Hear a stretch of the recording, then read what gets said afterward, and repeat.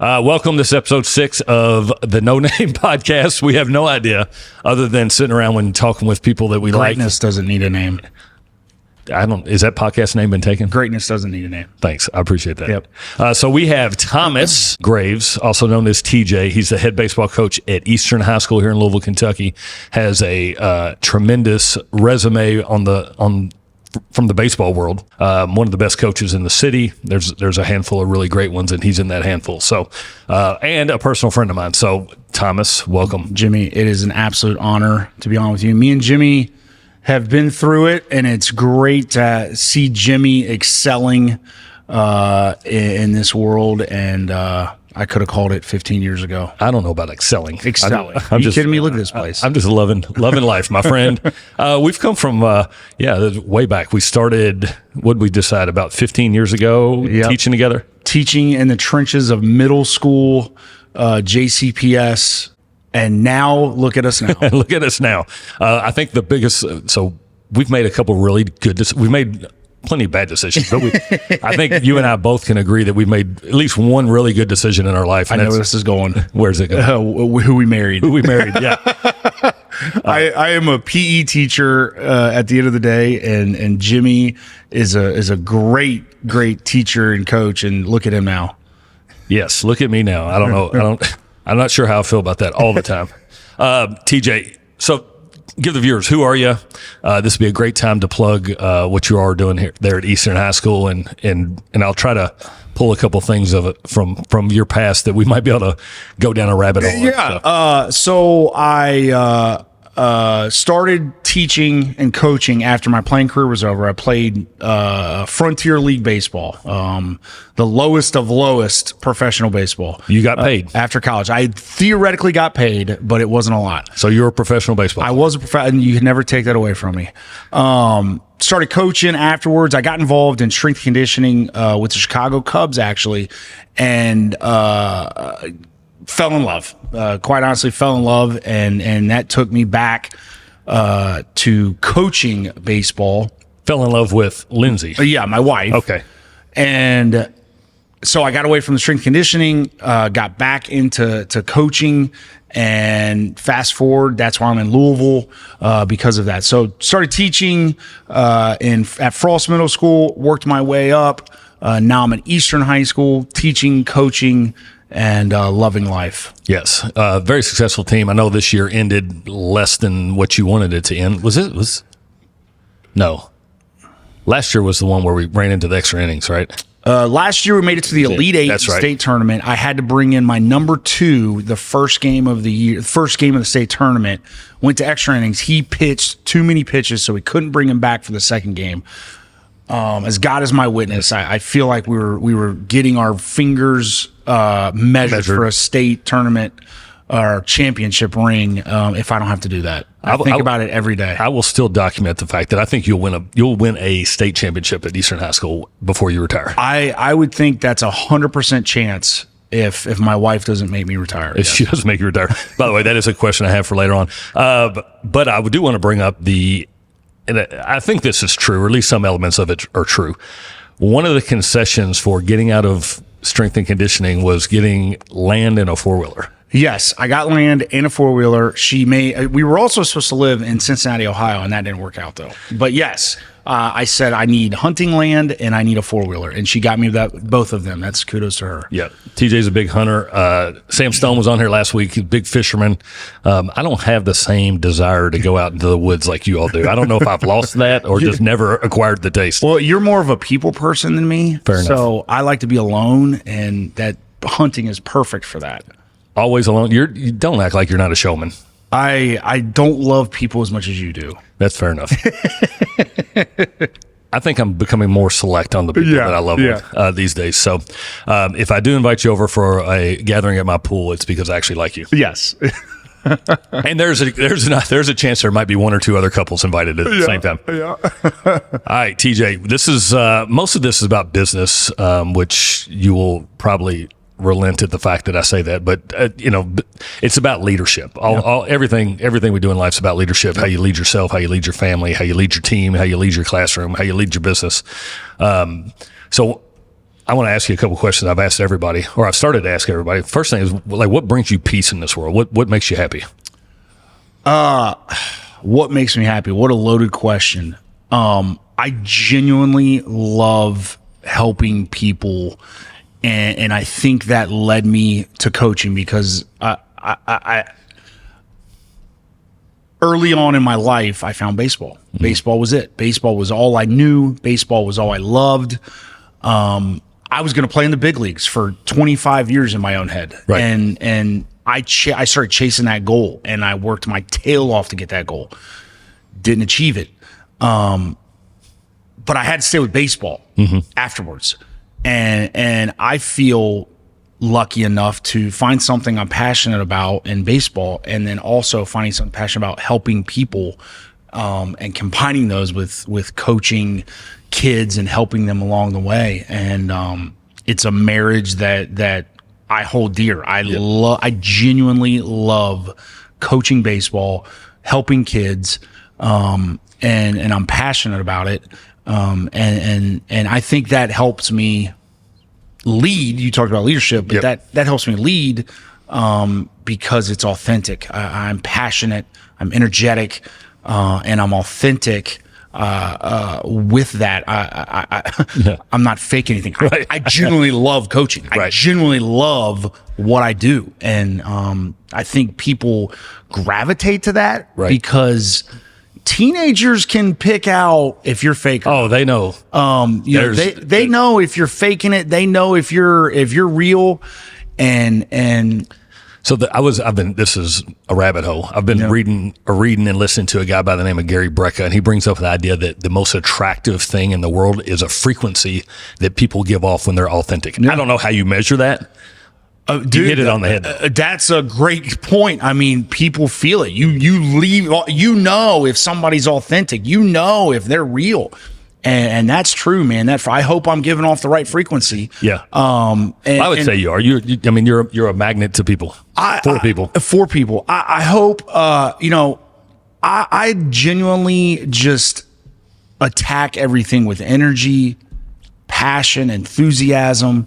I feel like people gravitate towards that. They, especially kids, they want to be led by energy and enthusiasm. We grew up as coaches and being coached. It just made me think about the one quote that has stood the test of time. It's John Wooden. You know the quote? Yeah, give it to me.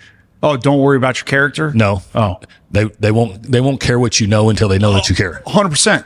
So you're going back on like my core relationships. Yep. If you don't have a relationship with a kid, they're not going to do anything for you. Like you're not coaching them. You're basically throwing a line and telling them to go. Like if you don't build that relationship with them, that cannot be unbroken. You are not setting yourself up for success. In the time span of 4 years I have a kid, so many things are going to come up that are going to test that relationship. At the high school level, at the professional level, it doesn't matter. You are looking for buy-in, 100% buy-in from the kids, the parents, trying to create this culture that they believe in. That only happens with a relationship with those kids that is built on trust, authentic. And how is that built? Every day talking to these kids. They got girlfriends, they got parent issues, they got all these things that are going on in their life. And really caring and loving them and knowing what's happening in their life, that's a relationship built.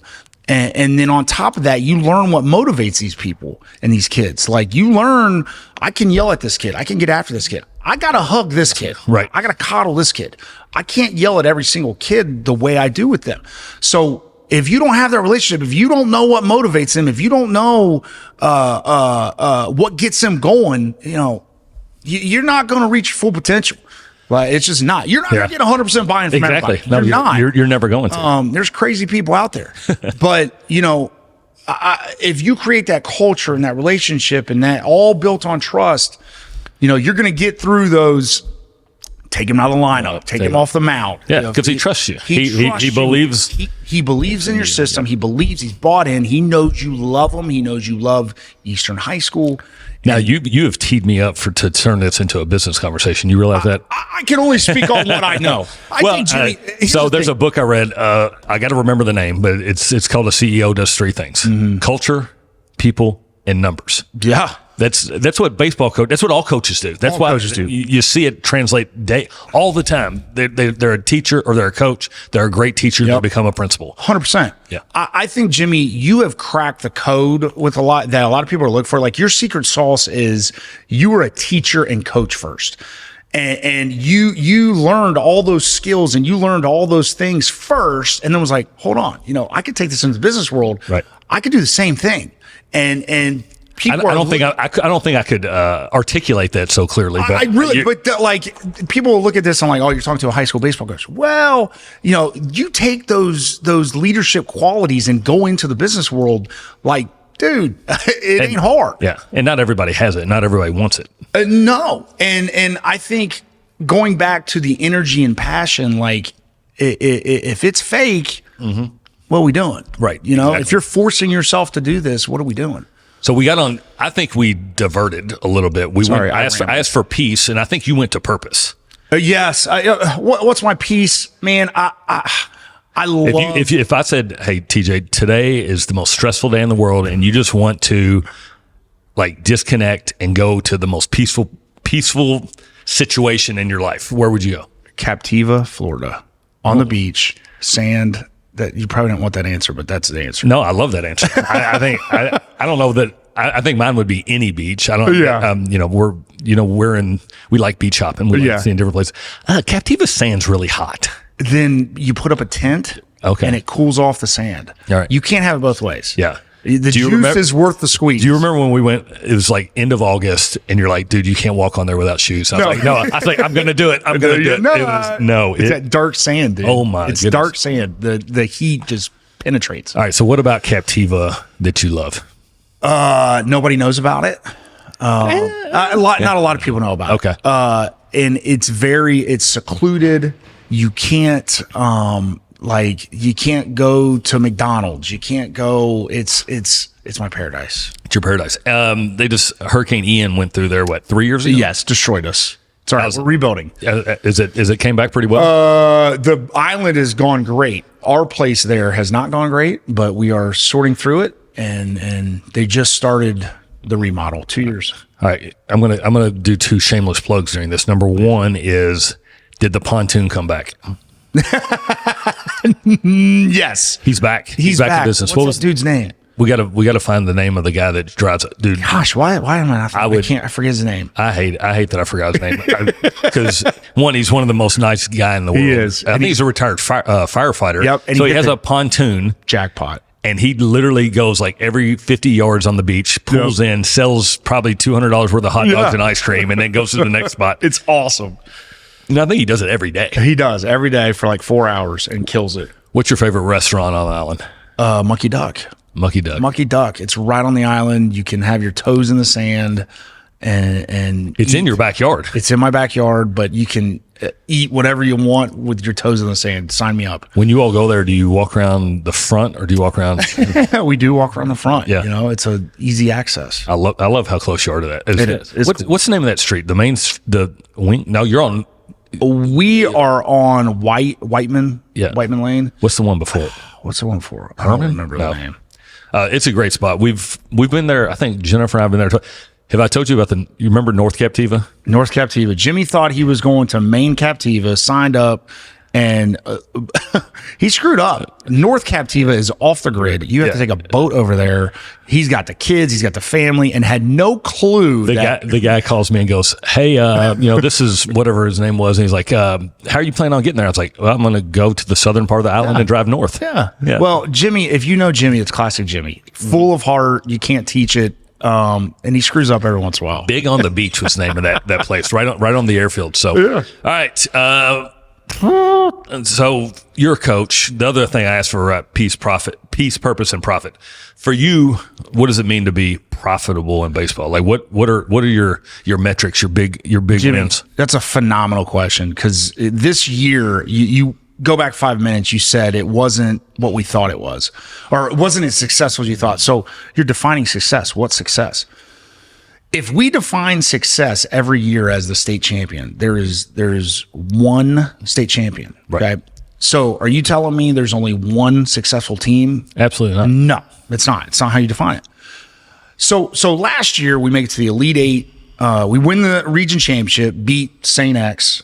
Shout out. A lot of your listeners probably love St. X. Blah, blah, blah, blah, and we beat them.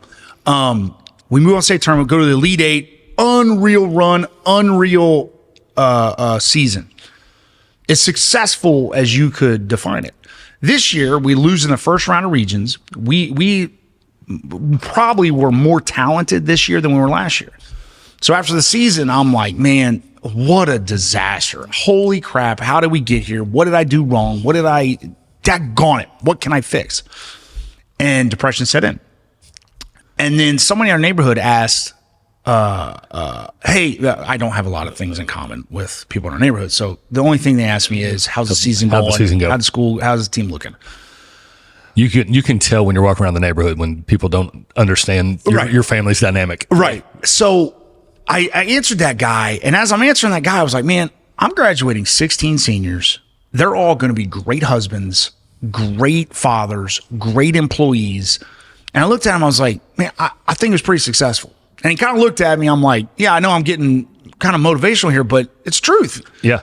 I love that, by the way. Dude, like I looking back, I was like, that was pretty daggone successful. What are we doing here if we're not trying to raise, grown men and make these kids better people in society? And like this year, we graduated 16 kids and all are going to be successful. That's pretty freaking successful. That's a big number. It's a huge number. I would do it again.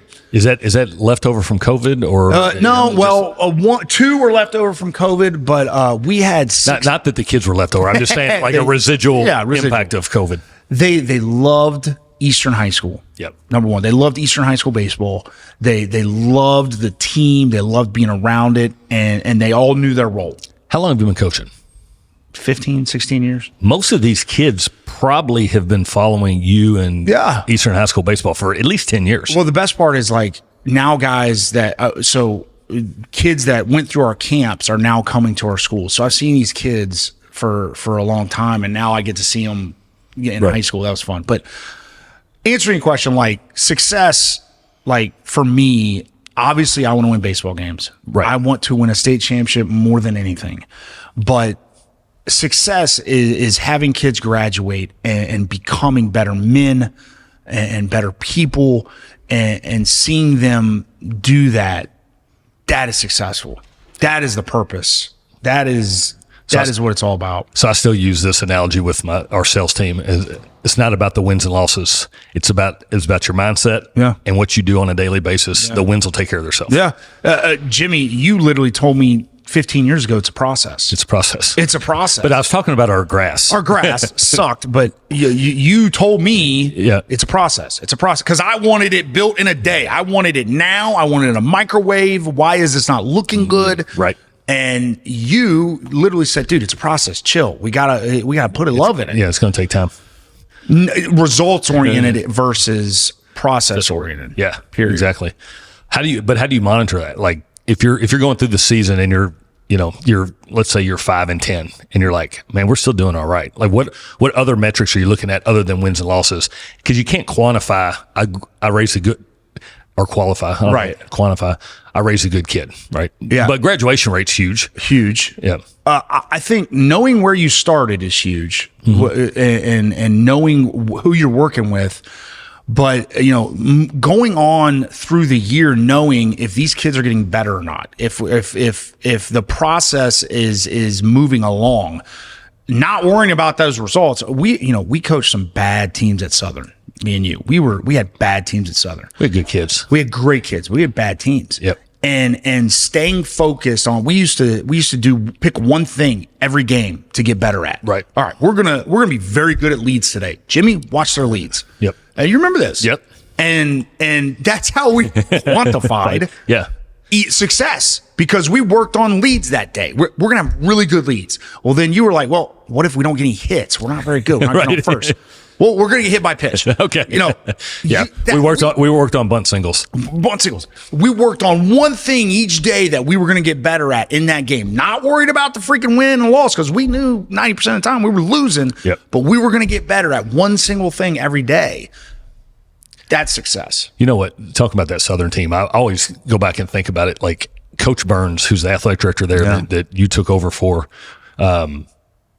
he created a DNA around that school on how to play baseball. Yep. Small ball, dirty, rugged. Yep. And I think he probably knew in his mind, hey, I can teach these micro skills that are going to give us a chance to win on a daily basis. Yep. Because he went out and competed against PRP and DeSales and, you know, and 100% transparency. He didn't have the same level of athletes coming into Southern High School in Okolona that they did at Mayo or DeSales or same thing that PRP just did. They won a state championship on culture, on believing in small ball, all those little things that you know these big schools don't want to do. And they built a culture, they built an identity, and they all believed in it. They all believed. All of them. You go to PRP Ted Lasso. Hey, it's cheesy, but you go to PRP baseball, they all know what they're about. They all know what they're doing and what they want to do, and they're all on the same page. I hate playing PRP baseball. I hate it. But I know it. I know they're bought in. Well, and that's what's unique about PRP, and you know, you create these moments in time, which usually last 3 to 5 years. PRP's have been doing it for 20 years. They have that same identity. I mean, everybody on Greenwood Road knows what PRP baseball is all about. Yeah, you know, and we played them also. We played them every year, but we played them when they were down. Mm-hmm. And, you know, and our kids were like, man, these kids, man, blah, blah, blah. You know, they're talking. I said, dude, you should have saw them when they were really good. Yeah. But they kept that same identity. They kept that same culture, that same identity through the bad years too. And that's shout out to their coaching staff. So I'm going back to business. Those are fundamentals of baseball. Yep. So we talk with our team all the time is like, you got to nail the fundamentals. You got to stay in contact with clients. You've got to go look for new clients. You got to know the contract. You got to know how to follow up. These fundamentals of business, it doesn't matter how talented you are. If you nail the fundamentals, you can be really successful. Yeah. Baseball. Even through those bad seasons. Exactly. Those bad seasons, PRP kept that same identity, kept that culture, kept that whole thing they had going.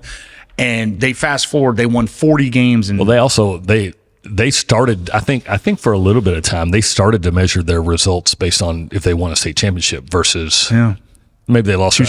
You know, Coach Miller, who has passed, is, you know, he's the architect of that organization, and I think now they're kind of getting back to it. Yep. So they brought back Brad Burns, who played for Coach Miller and won a state championship with Coach Miller. By the way, I played at Butler High School. We beat PRP in the opening round of regionals my senior year. So there's so much that correlates between athletics and business. It's unreal. Mm-hmm. And that's why companies are hiring former athletes and coaches because so much correlates. Yeah. So what else do you have going on? What is I want to talk about, what do you think after baseball looks like? I mean, you're not going to do it forever. You'll probably do it as long as you can. And then what else do you have going on? I know you mentioned you're on a podcast, Eastern High School Athletics. Shout out to the weekly podcast. If you ever want to go dive into Eastern High School athletics, we do a weekly podcast. I am more of the comedy and the comic relief, I should say. Is it you and Shep? It's me and Shep, and then we bring in a weekly guest. All right. I'm definitely not the brains of the operation of that thing. And it's not on camera. This is the first on camera. I have a voice for radio. You have a face for radio. But every once in a while we'll skip a month, skip 2 months. But so you try to do it once a month? We try to do it once a week. Oh, right. But it doesn't work out to do that. Okay. We get busy. What's your other favorite podcast? I know this. Barstool Sports, Pardon My Take. It's incredible. Pardon My Take has a podcast? It's called Pardon My Take, not it's a spinoff of Pardon the Interruption. And First Take. Yeah. Combine the two. I love it. That would be my dream. If I could ever go on that podcast, it would be incredible. What about Barstool Sports? Other than this was my dream. Yeah, thank you. If you need to set your aspirations a little higher. Correct. Yep. So what other? What am I going to do after? Yes. Yeah. What are you going to do after baseball? We've got probably. Is there a time limit on this? 5-10 minutes. Yeah. We try. We do know that attention span. Now we can come back and do this again. But attention spans get. I got you. Get tight. What am I going to do after? Man, I have no idea. All I want to do is coach high school baseball. I have no idea what I'm going to do after. I love coaching. I love teaching. I love the relationships I've built. I have no clue. To get cheesy, man, I found what I loved. I didn't care about money. I never cared about money. I never cared about what I was going to do, what I was going to be. I wanted to be in baseball, and I wanted to stay in baseball as long as I could and try to pay my bills. Yeah. I lived, when I was coaching in college, I lived above my dugout in the clubhouse.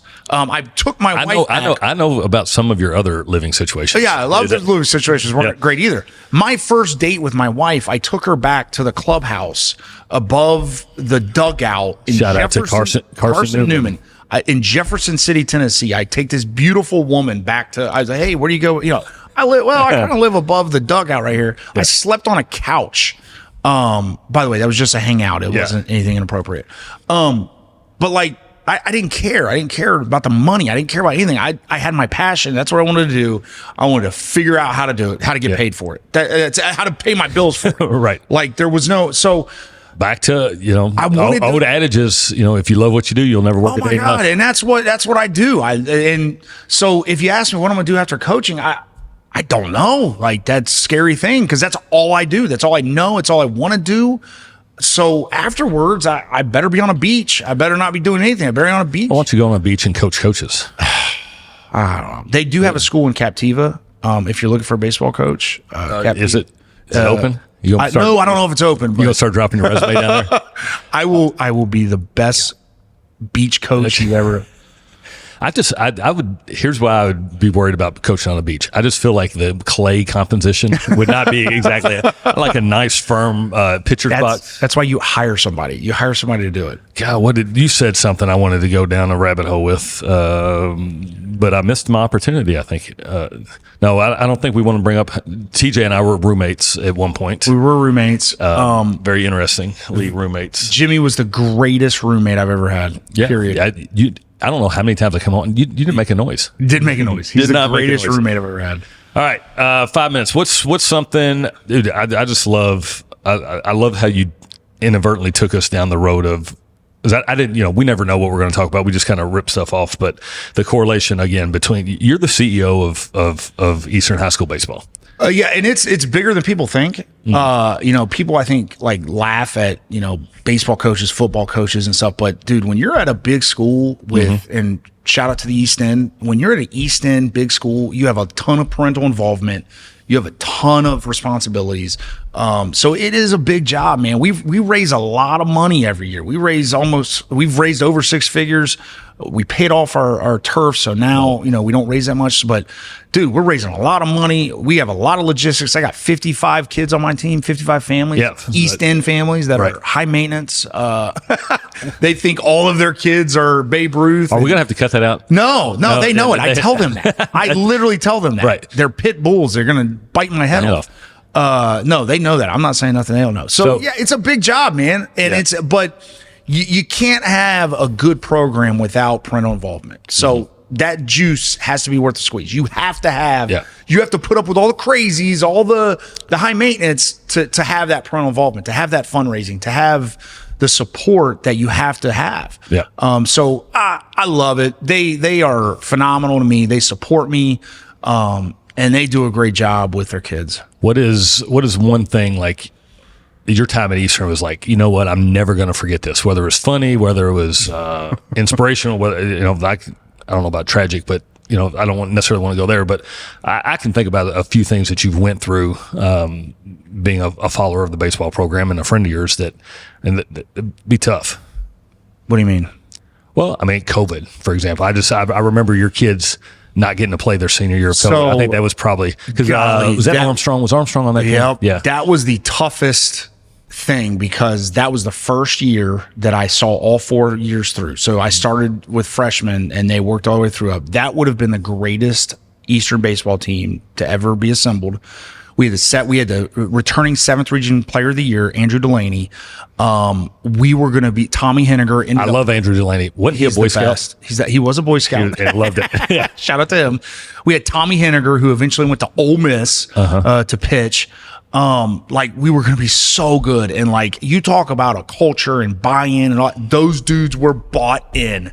And they came over to my house the night that everything happened, when they canceled everything. Yeah. They came over to my house and gave me this like plate, and they all signed it, and they all, knowing they were never going to get to play baseball that year.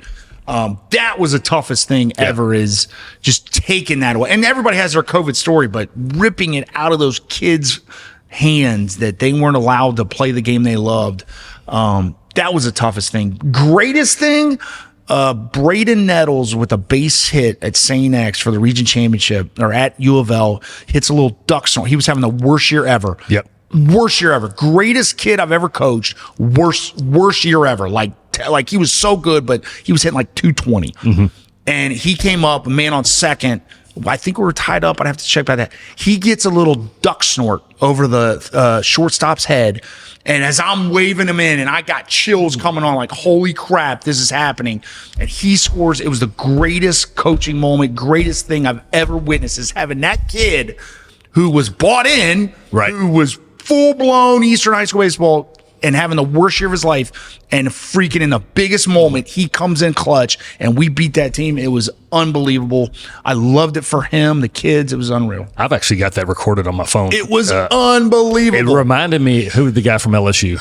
I don't remember. That walked it off in the College World Series. Yeah. I remember. Similar story. I mean, he's a senior. He was bought in. He had been hurt, I think, most of the year, and then he just comes in at a biggest moment ever. Dude, sports are so awesome, man. Sports, they always write a story. Mm-hmm. They write a story, and it's so fun to be a part of that story.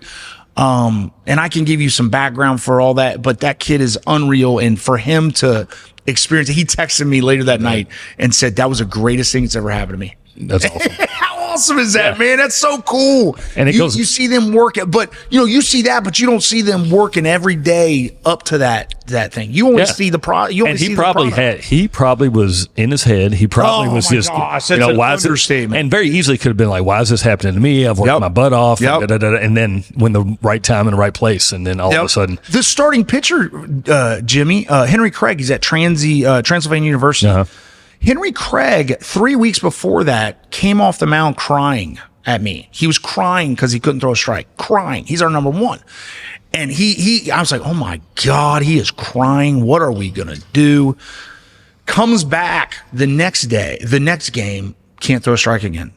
And he's lost it. He has literally lost it. And so I'm thinking, well, season's over. Great year. We've done it again. We're out of it. Yep.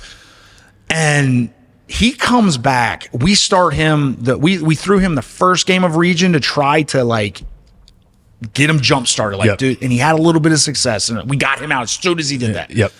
We were able to bring him back for St. X, and he started against St. X at U of L in the championship game in the region. If you're a high school baseball player in Louisville, that's the Mecca.